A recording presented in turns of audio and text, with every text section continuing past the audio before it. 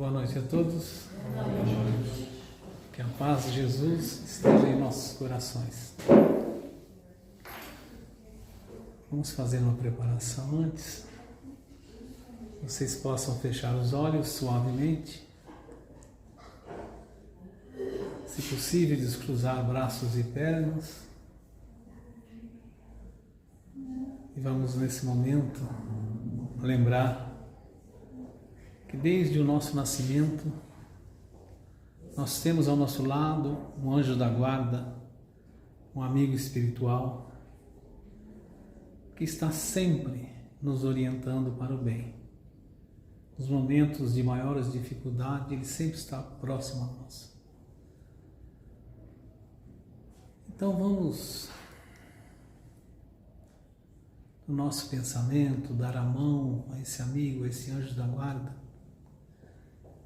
e vamos pedir a ele que nos leve até a nossa Mãe Santíssima, a doce Maria de Nazaré. Que cada um pode ver na sua mente a imagem que representa para vocês a nossa Mãe Santíssima. Mas que nós tenhamos no nosso pensamento a sua doçura, o seu olhar meigo e a compreensão que ela é a nossa Mãe Santíssima, a nossa Mãe Espiritual, a Mãe Espiritual do nosso planeta. Ela foi consagrada naquele momento em que ela, em desespero, olha para Jesus e diz: meus filhos, o que os homens lhes fizeram? E Jesus olha para sua mãe, e a seu lado está João, ainda jovem, um garoto, 17, 18 anos, e Jesus diz: mãe, eis aí teu filho. Naquele momento Jesus consagrava a Maria, a nossa mãe espiritual, a mãe de todas as criaturas desse planeta. E Maria tem o dom de irradiar a sua presença junto a cada um de nós neste mundo. Então, quando nos ligamos a Maria, ela irradia a sua presença ao nosso lado. Ela irradia a sua bondade, irradia o seu amor, sua ternura.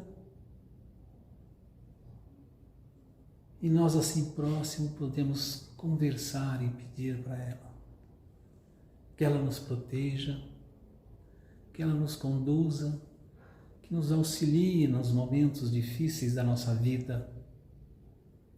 E hoje aqui vamos pedir a ela que traga a irradiação do seu Filho amado, o nosso Mestre Jesus. E com a imagem de Jesus em nossa mente, nós vamos nos ver abraçando-o. Aquela imagem de Jesus, mas um Jesus alegre, sorridente, um Jesus que é mestre, que é irmão, um Jesus que nos ama profundamente e que nos ensina, nos orienta. Então vamos abraçar esse Jesus em nosso pensamento, sentir a sua energia de amor, a sua vibração de paz. E assim, nós pedimos que Ele nos leve até Deus, através da prece que Ele nos ensinou. Pai nosso que estais no céu, santificado seja o vosso nome. Venha a nós o vosso reino. Seja feita a vossa vontade, assim na terra como no céu. O pão nosso de cada dia nos dai hoje. Perdoai, Pai, as nossas ofensas, assim como nós perdoamos a todos aqueles que nos têm ofendido. E não nos deixeis cair em novas tentações. Que assim seja, graças a Deus. Todos bem? Alguém aqui pela primeira vez? Seja bem-vindo.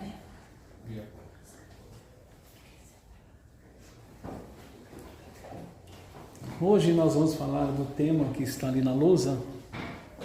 Bem-aventurados misericordiosos, porque eles alcançarão misericórdia. Mateus, capítulo 5, versículo 7.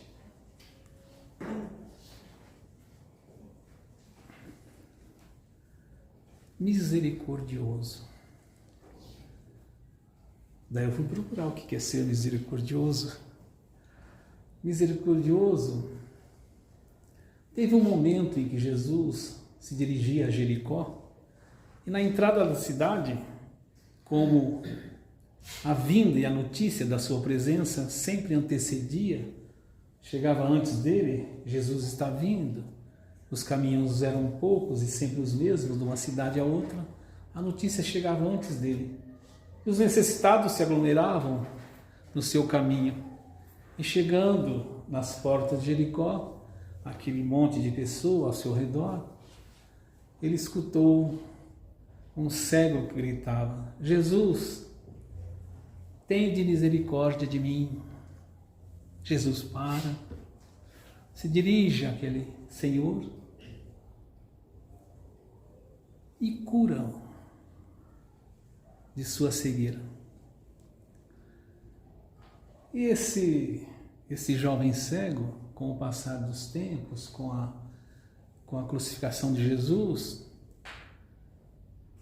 com a ressurreição de Jesus, ele acaba se aproximando dos discípulos, futuros apóstolos, e acaba levando os ensinamentos de Jesus para todos os lugares. Mas eu lembrei desse fato porque a misericórdia nesse caso não é você chegar até a pessoa que tem a necessidade e sentir pena, sentir dó, ser simpático à sua dificuldade, à sua dor, ao seu sofrimento, mas você auxiliar a ele se libertar, sair dessa situação de dificuldade. Então a misericórdia de Jesus não é só em contemplar aquele cego, em ter pena, mas em curar a sua cegueira. E nós hoje, no mundo que nós vivemos hoje, a gente tem muitas situações que nós podemos ser misericordiosos, não é? No caso comum, que todos nós conhecemos, não comum, mas um caso que se tornou notícia todos os dias, das enchentes no Rio Grande do Sul, nós nos sentimos realmente penalizados com aquelas pessoas. Nos simpatizamos com seu sofrimento, com sua dor, e muitas vezes até oramos por aquelas pessoas.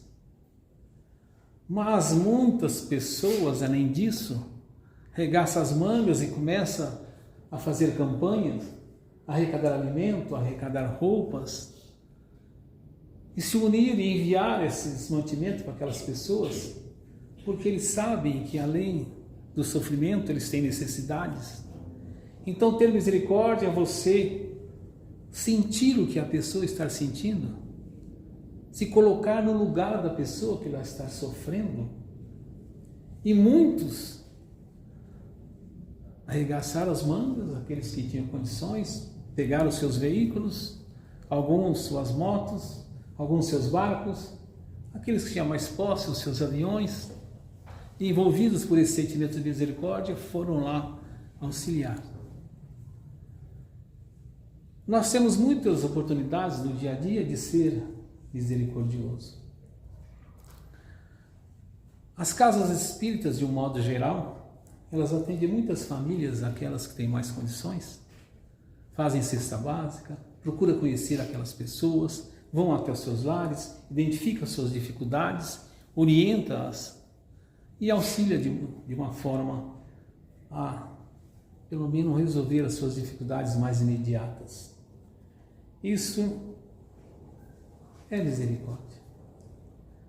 Mas as casas espíritas, elas se aprofundam, orientadas pelos ensinamentos de Jesus, orientado por um conceito de misericórdia mais profunda, de acolher essas pessoas, procurar ver as suas dificuldades e encaminhar essas pessoas numa escola para que elas possam aprender através da vivência dos ensinamentos de Jesus, a conhecer as suas necessidades mais profundas, a conhecer aquilo que a prejudica no dia a dia e a procurar fazer uma mudança no seu modo de ver a vida, de sentir e de olhar o mundo ao seu redor e se transformar de modo a que essa pessoa mesmo se auxilie, se transforme. É um processo que nós chamamos de escola de aprendizes do Evangelho, que muitos de nós aqui já passamos, em que nós, ao receber uma pessoa que veio, como os nossos irmãos que vieram pela primeira vez, se eles quiserem, eles vão passar por uma entrevista, vão procurar dizer o que vieram buscar na casa, se tem algumas dificuldades ou não. Às vezes viemos só por conhecer realmente, às vezes para tomar um passe, certo? Mas se a pessoa tiver dificuldades, ela vai ser orientada, encaminhada, ela vai ser tratada primeiramente, vai ser cuidado. Vai ter uma pessoa preparada que vai ouvi-la, vai orientá-la e vai encaminhar. E no decorrer do tempo, vai auxiliá-la de uma forma que ela possa caminhar nesse mundo com menos sofrimento, com menos dor, com menos dificuldade. Isso é misericórdia. Falar, das pessoas que estão na casa, as pessoas normalmente não gostam de falar, mas essas pessoas exercitam aquilo que Jesus pediu para nós. Eu não vou simplesmente ser simpático à dor ou sofrimento da pessoa, eu vou trazer ela e, com base nos ensinamentos de Jesus, para que num esforço conjunto ela possa se transformar e ela possa tomar as decisões na vida que sejam mais corretas, mais acertadas e que lhe causem menos sofrimento. As pessoas usam a palavra empatia, que é a mesma coisa que misericordioso, que misericórdia. É você sentir a dor da pessoa que está necessitada, se envolver nesse processo de auxiliá-la e tentar trazê-la para uma situação de mais conforto.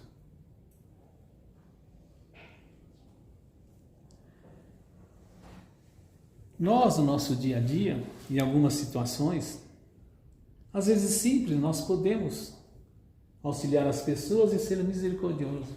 No dia a dia, você está passando por uma pessoa que está lá, empurrando a sua moto, com uma caixa muitas vezes nas costas, com um pacote, às vezes fazendo entrega, e às vezes vindo do serviço. E você passa e vê, vai embora, E às vezes você poderia ter passado e auxiliado. Você poderia ter condição de auxiliar. E nós não auxiliamos. Existe na cidade de Santo André centenas ou talvez mais de 1000 pessoas analfabetas, vivendo em situação de rua, que não recebem Bolsa Família. Pessoas que não sabem que existe uma série de departamentos na Prefeitura de Santo André que pode auxiliá-los, que pode lhe dar alimentação, que pode lhe dar um abrigo, que pode lhe dar medicamentos. E eles andam pelas ruas, muitas vezes sangrando, com infecção de vários tipos no braço, pela situação de dificuldades que eles vivem. E a maioria deles não tem registro e não tem documentos. E às vezes se torna simples ajudar essas pessoas. Então existe uma série de situações que estão à nossa vida, ao nosso lado, que nós podemos auxiliar e ter misericórdia das pessoas. Existe um esforço de envolvimento nisso. Você vai ter que perder um pouco vamos dizer assim, do egoísmo de viver isolado. Nós temos dificuldade muitas vezes próximo ao lado de nós, ao lado, no vizinho ao lado. Agora que nós vivemos em apartamentos, tudo, ou então em imóveis muito próximos. Tem pessoas que passam dificuldades às vezes ao nosso lado. Uma pessoa doente que está morando sozinha. E nesses casos de Covid que nós temos muito acentuado hoje, uma pessoa idosa, vamos dizer igual eu, certo? Com 68 anos. Aliás, a gente veio aqui e ficou vendo essa aguinha caindo aí. Depois de uma certa idade, você começa a ver a coisa, você já quer correr para o banheiro, entendeu? Quando é mais jovem, você segura. Quando é mais forte, parece que tudo vai ficando mais dificultoso. Só para quebrar um pouco o clima, né? Mas é para relaxar, né? Para a gente ficar mais tranquilo. Uma pessoa da minha idade, se pegar essa dengue, entendeu? Igual está dando alguns casos mais fortes. Nós tivemos um caso que o vizinho ficou 4 dias sem sair de casa, sem levantar da cama, não é? Sem ir ao banheiro, sem se alimentar, porque eu peguei uma dengue, era um senhor, né? Um pouco mais velho, quase 80 anos, mas que se locomovia normalmente, vivia sozinho, né? Faz almoço, janta, pega o ônibus, vai na cidade, né? Uma pessoa que, apesar dos 80 anos, tinha uma vida bem tranquila. E depois de 4 dias, não achava o senhor, começaram a bater na porta e foi ver, ele estava lá, certo? Acamado. Ligaram para um filho, veio abrir a porta e estava lá no estado de muita dificuldade. Então, muitas vezes, é a gente se importar com as pessoas que estão ao nosso lado, com as pessoas que estão próximas a nós, certo? Com as pessoas que convivem conosco. E muitas vezes não é difícil auxiliar, entendeu? Não é muito difícil. É a gente se dedicar um pouco às pessoas que estão ao nosso lado.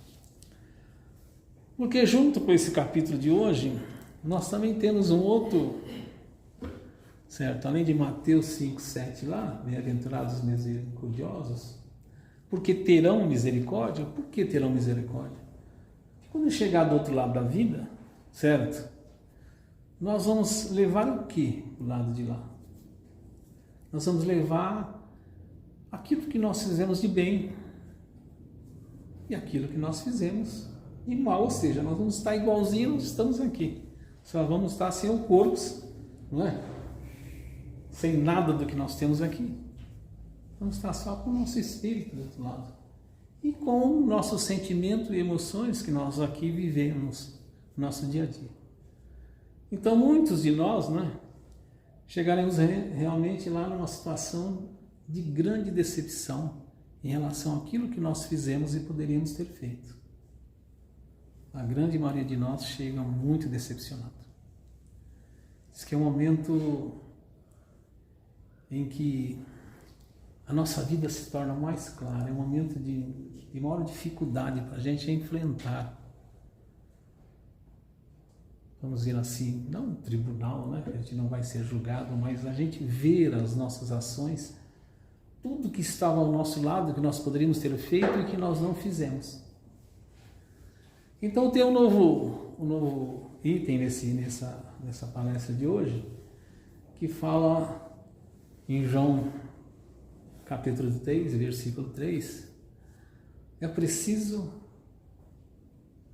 nascer de novo. Que todos nós temos que renascer para ver o reino dos céus.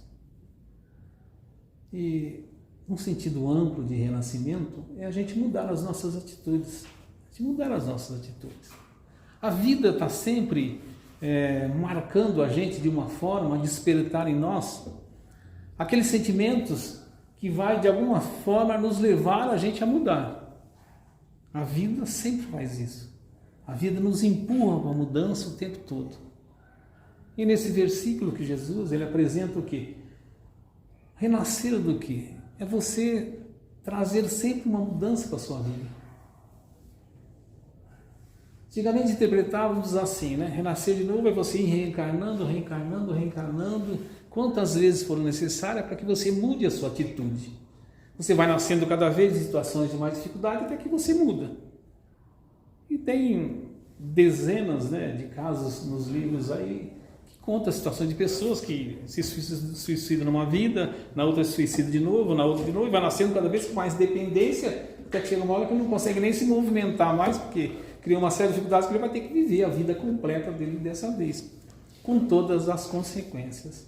Mas hoje, no mundo que nós vivemos, nós não temos mais tempo para ficar nascendo, renascendo, nascendo, renascendo. Acabou o tempo. Nós temos que mudar nessa vida. A nossa oportunidade é agora. Se alguém está esperando uma próxima vida, fiquem preocupados. Que nós temos que mudar agora. Nós temos que renascer na nossa conduta, nos nossos atos. Se eu trago mágoa, ressentimento, melindre no meu coração em relação a uma situação de pessoas que convivem comigo, nós temos que nascer numa outra situação. Em vez do melindre, vamos nascer no perdão, na compreensão, certo? E mudar a atitude emocional que nós temos dentro de nós. Isso é castigo? Não. Isso é um bem para nós que nós não imaginamos o quanto. Todas as nossas doenças, primeiro a gente adoece emocionalmente, não é? A gente fica irritado, a gente fica nervoso, a gente fica com mágoa, com rancor, com tristeza. Esse é o emocional doente. E depois passa para o corpo. O único jeito de limpar o nosso emocional é o corpo trazendo tudo isso para a carne. E daí vem todas as doenças que nós conhecemos. Mas se eu mudar a minha atitude emocional, no sentido figurado que nós estamos vendo hoje, renascer numa outra situação, certo? Da mágoa à compreensão, e tentar me colocar no lugar da outra pessoa, se a pessoa está agressiva, me agredindo, por que será? Se ela está agredindo, é porque ela está se defendendo de alguma coisa, de uma situação que ela vive. Então, que a gente possa tentar compreender o porquê que a pessoa está agredindo, por que a pessoa está violenta. Não é? Se a violência for um ponto de agressão, fica a uma distância que você fique protegido, pelo menos, para que você não sofra a violência física. Ou então se afaste, mas não carregue a mágoa e o melindre. Eu conheço uma situação de uma pessoa, minha conhecida, de muitos anos atrás, foi num casamento. E daí a mulher vai no casamento, ela se prepara, com aquilo que ela tem de melhor dentro das suas condições. Ela vai no cabeleireiro, ela vai fazer maquiagem, ela vai fazer as unhas. Hoje faz cílios, põe batom, compra um brinco, compra uma roupa nova. Faz estar do melhor jeito. E chegando no casamento, tinha um grupo de amigas dela lá conversando, Na hora que ela entrou na porta, uma daquelas pessoas que estavam no grupo olhou para ela, depois voltou e deram risada. Aquelas 4, 5 pessoas deram risada e ela achou que estava rindo dela. E aquilo foi causando, já ficou totalmente desconfortável lá naquele ambiente, não se aproximou das pessoas que eram amigas delas, não se aproximou, se afastou, certo? Aquela sensação de mágoa, de melindre, foi se transformando em uma tristeza e ele acabou entrando numa depressão profunda. Depois, com o decorrer dos tempos, as amigas visitando, no começo não queria receber, mas com o tempo ela percebeu, entendeu? Com as conversas, que o assunto que elas realizaram não tem nada a ver daquele momento que ele entrou.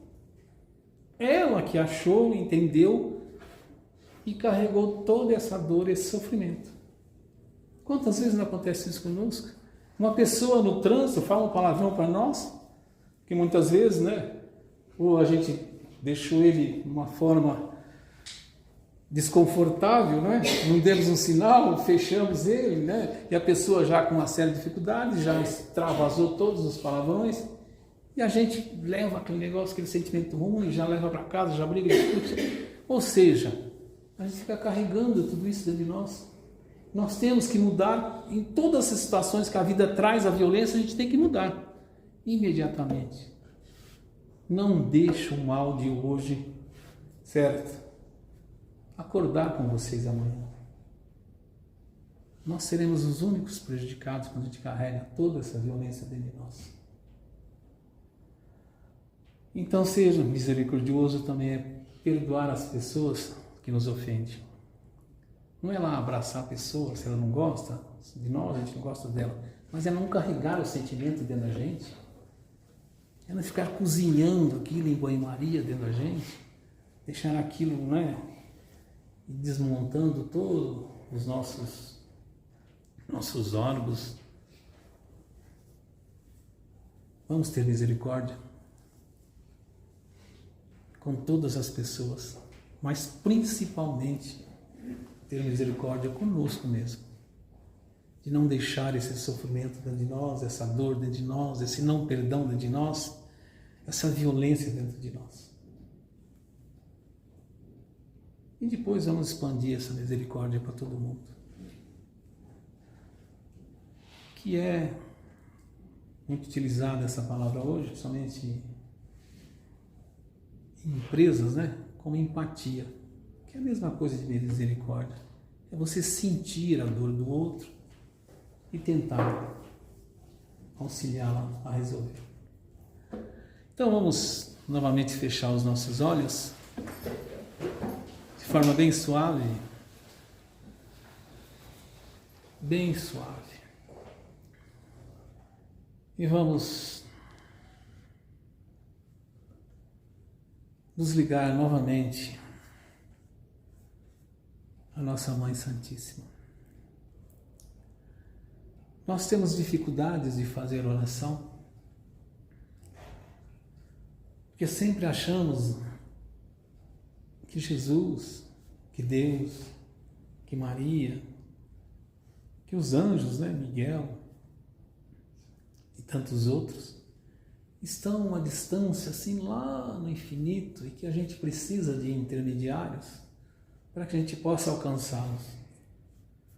Mas Jesus nos deixou de forma muito clara. Quando nós estivermos em dificuldade, nós possamos se recolher num canto silencioso no nosso quarto. E ele falava isso para pessoas que não tinham nem onde morar na sua maioria. Eram caminhantes que andavam para lá e para cá. Então o quarto é um simbolismo da nossa mente, do nosso pensamento. É silenciar os nossos pensamentos. É tirar tudo que acelera a nossa mente, as nossas preocupações, as nossas angústias. E nesse silêncio, a gente conversar com Deus, a gente conversar com Jesus, a gente conversar com Maria, conversar com os anjos, conversar com o nosso amigo espiritual. Então que a gente possa nesse momento, na nossa casa, num canto, desligar o celular, desligar a televisão, desligar tudo que faça barulho e conversar com Jesus. E Ele irá irradiar a sua presença e se sintonizar conosco. E nós vamos pedir para que Ele nos dê força. Nós precisamos ter força. Nós precisamos de muita coragem. Nós precisamos ter confiança. Precisamos ter fé, precisamos ter esperança.